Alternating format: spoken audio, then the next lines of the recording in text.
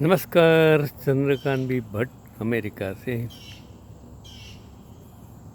इतना बढ़िया मौसम है, पक्षियों की आवाज़ है। ऐसा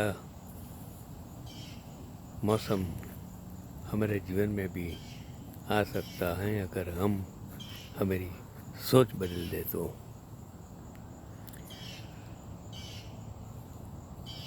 आपके पैरों पर पैर रखने से असल में होता है क्या? महाभारत का युद्ध चल रहा है। एक दिन था, दुर्योधन के कटाक्ष से आहत भीष्म पितामह ने घोषणा की कि मैं कल पांडवों को मार डालूंगा। जैसे ही उनकी घोषणा ज्ञात हुई, पांडव शिविर में अशांति बढ़ गई।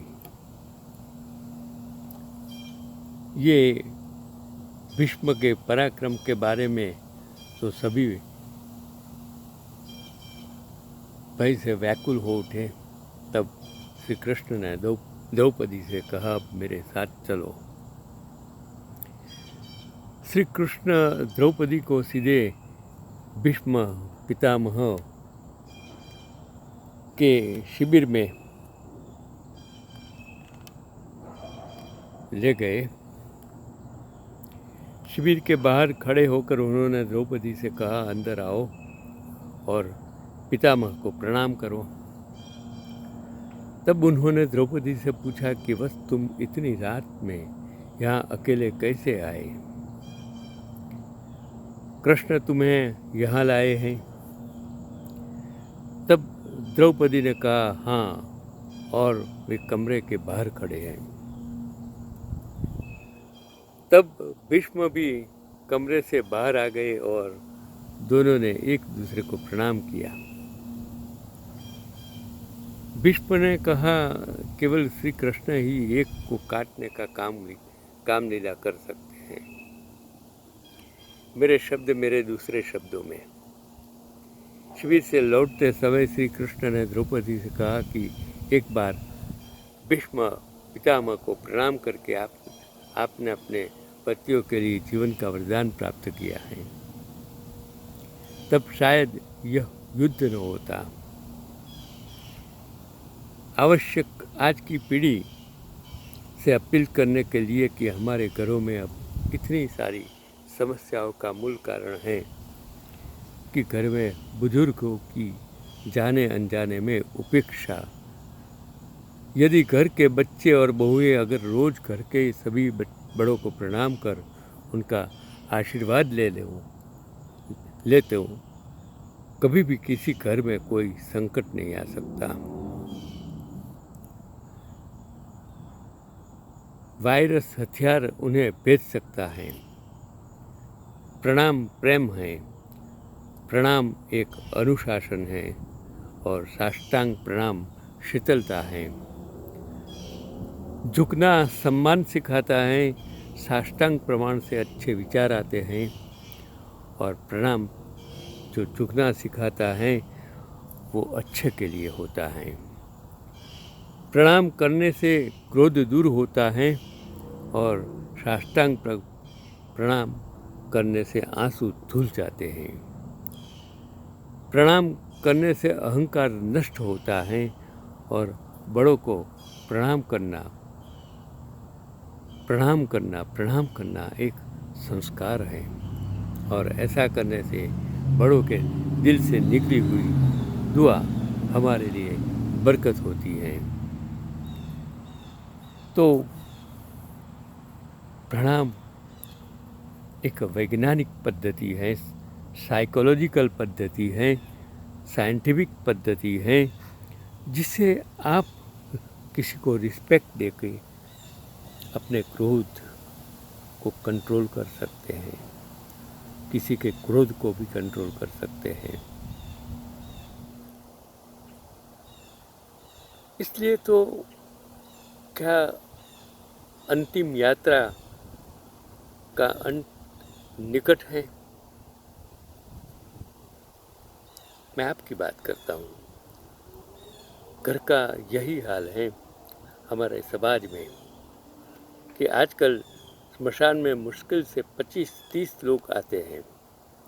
मुझे याद है कि मैं मेरे गांव कठलाल में जब स्मशान में जाता था, अहमदाबाद में स्मशान में, उस ज़माने में, मैं आज से 30-40-50 साल की बात पहले की बात करता हूँ। यहाँ भी फ्यूनरल्स में आते हैं लोग, तो उनमें से आधे लोग नाम मतलब जो ठाठरी उठा नहीं पाते हैं, वो 10-12 लोग वो जो ठाठरी बोलते हैं नाम है, उसको मुझे याद है कि तैयार करने वाले स्पेशलिस्ट होते हैं, सबको नहीं आता है। कितने लोग उसको उठा नहीं पाते हैं। लाश को बंगले या फ्लैट की चौखट तक लाना पड़ता है। यह सब बहुत कष्टदायक है। सांसारिक मामले बंद हो गए हैं और अब लोग स्मशान जाने में भी आलस कर रहे हैं। जब कोई फ़ोन करता है या भाई के पिता या माता का निधन हो गया है और सुबह 8 बजे निकलने वाला है, तो फ़ोन उठाने वाला पूछता है सीट कहाँ रखी है। साथ ही रात में जाग कर रहने वाली झुग्गियों में चाय पानी और नाश्ते की भी कोई व्यवस्था नहीं है जो उस वक्त होती थी। रात भर लोग जागते थे, साथ देते थे, और जैसे जब शव को ताबूत में रखा जाता है, मतलब ठाठरी पर रखा जाता है या ताबूत में रखा जाता है, रिश्तेदार हाथ जोड़ते हैं, तो आधी जनता उसी वक्त गायब हो जाती है और स्मशान में बिजली की भट्ठी में रखकर आधा, और अंत में जब अस्थियां निकाली जाती हैं तो वो मुश्किल 5-7 लोग अपने पास खड़े रहते हैं। स्मशान भूमि से घर आकर कल्ला मुंह धोकर फिर घर की ओर देखे मुश्किल से 5-7 लोग। मुझे पता है कि जब स्मशान से आते थे, लाइन पर बैठते थे, पानी देते थे, फिर घर जाकर हम स्नान करते थे। आज वो शक्य नहीं है। उसका निर्माण कौन करेगा? किसी प्रियजन को खोने में सदमे से पूरी रात कौन निकालेगा? सब कुछ एक ही रूटीन में होने के बाद ही परिवार को घर से निकलना, ये सब कम होता जा रहा है। इस नवगठित सामाजिक व्यवस्था में अपने स्वजनों की मृत्यु के क्षणों को सहज कर रखने, क्योंकि जो चला जाता है उसके सगे संबंधी हैं, उसको किस तरह सांत्वना, वो आघात में से किस तरह बाहर निकालना, उसके लिए सब कुछ जरूरी है। उसको इस वक्त में मदद करना। मेरा सगा संबंधी हैं भवानी शंकर, ऐसे कितने गरीब लोग जो स्मशान में जाते हैं और उसके लिए जो पैसा खर्च करने का आता है तो वो खुद अपने खीसे में से आज भी खर्च करता है। ऐसे लोग भी हैं को जो गरीबों को, मैं गरीब नहीं, समाज में जो लोग आर्थिक मजबूर हैं, इन लोगों को मदद करने के लिए वो हमेशा आगे आता है। तो इस परिस्थिति में क्षण में जो एक कुटुंब को सहज कर रखने की भावना अब विलुप्त हो जा रही है। अगर गांव में किसी की मौत हो जाती तो पूरा बाजार बंद हो जाता और लोग बाजार पर जाते। आज भले ही 20 साल के रिश्ते हो, भले ही कारोबारी रिश्ते हो, आप जनता से मिलने जाते हैं तो दूर रहने और बैठने को मजबूर हैं। हाँ, अगर कोई बहुत बड़ा आदमी हो और उसकी आंख लग जाए तो वह तेज़ी से भागेगा, क्योंकि उस उपस्थिति को गिनना है और रुतबे को बढ़ाना है। आज मृत्यु और उसके बाद होने वाला समारोह, कौन आएगा, कौन, कितने लोग उपस्थित होंगे, यह बहुत कुछ मृतक के बच्चों की सफलता पर निर्भर करता है। मौत कई लोगों के लिए ताकत का प्रदर्शन है, लेकिन कई लोगों के लिए, खासकर मध्यम वर्गीय पुरुषों स्त्रियों के लिए, यह असली गर्मजोशी की बात है। एक और व्यक्ति को एक व्यक्ति की गर्मजोशी की आवश्यकता होती है।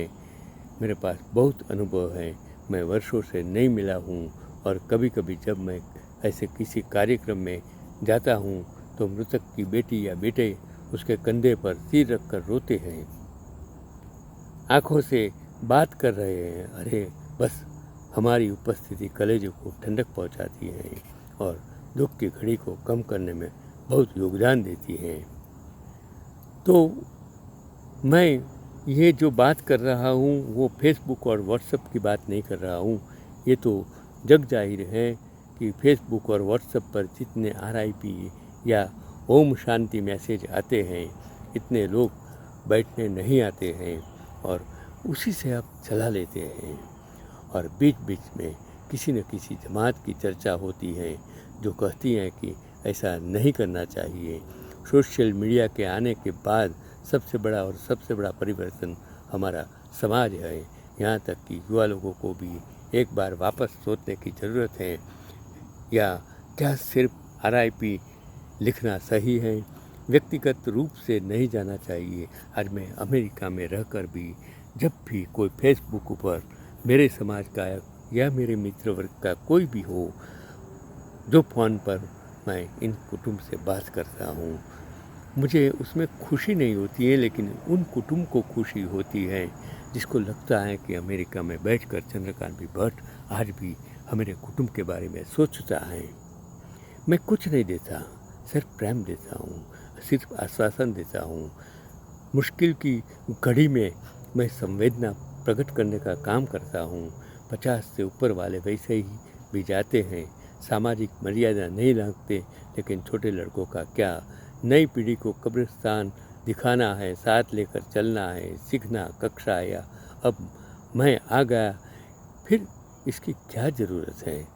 ये सब बहाने झूठे हैं मित्रों। जिस दिन मृत्यु की प्रथा टूट जाती है, उस दिन के बाद समाज को टूटने से कोई नहीं बचा सकता। आप भी सोचिए, आप अपने 18 साल के बेटे बेटी को बेचना या स्मशान घाट कब ले गए? क्या इसे लेने से गलती नहीं होती? तो मैं जब मेरे समाज में इंडिया में था तक मैं उनके घर श्रद्धांजलि का कागज़ लेके जाता था, तो उनको इतना अच्छा लगता था। आज मैं जब बैंक में था तो मैं मेरे कर्मचारी के बर्थडे पर उसको गुलाब और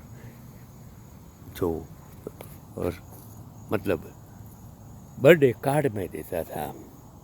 अब कुछ नहीं, सिर्फ भावना की बात है। आज समाज बदल गया? नहीं, समाज नहीं, हम बदल गए, हमारी सोच बदल गई है। हमें इंसान और इंसानियत की कद्र नहीं है। हमें सिर्फ हमारे बारे सोचना है, मेरे स्वार्थ के बारे में, हमें बिजनेस के बारे में सोचना है। मैंने देखा है कि कभी कभी जो मैं किसी के बेचने में जाता था तो उनके बच्चे, उनके कुटुंबीजन ये देखते हैं कौन कौन आया है, कौन कौन नहीं आया है, अगर नहीं आया है तो हमको नहीं जाना है। ये सोच हमारी गलत है। हम जाते हैं इसको आश्वासन देने के, उसको सहारा देने के, उसको बाहर निकालने के लिए जाते हैं। आज का पैगाम मृत्यु ही है। मृत्यु का मलाज कीजिए, सबन का मलाज कीजिए। सबन ही है। पैसों से कभी भी सबन नहीं होता है। जो होता है तो सबन पैसों से, वो स्वार्थ का सबन होता है। निस्वार्थी बनो, ईमानदार बनो और इंसान बनो और इंसानियत के लिए काम करो।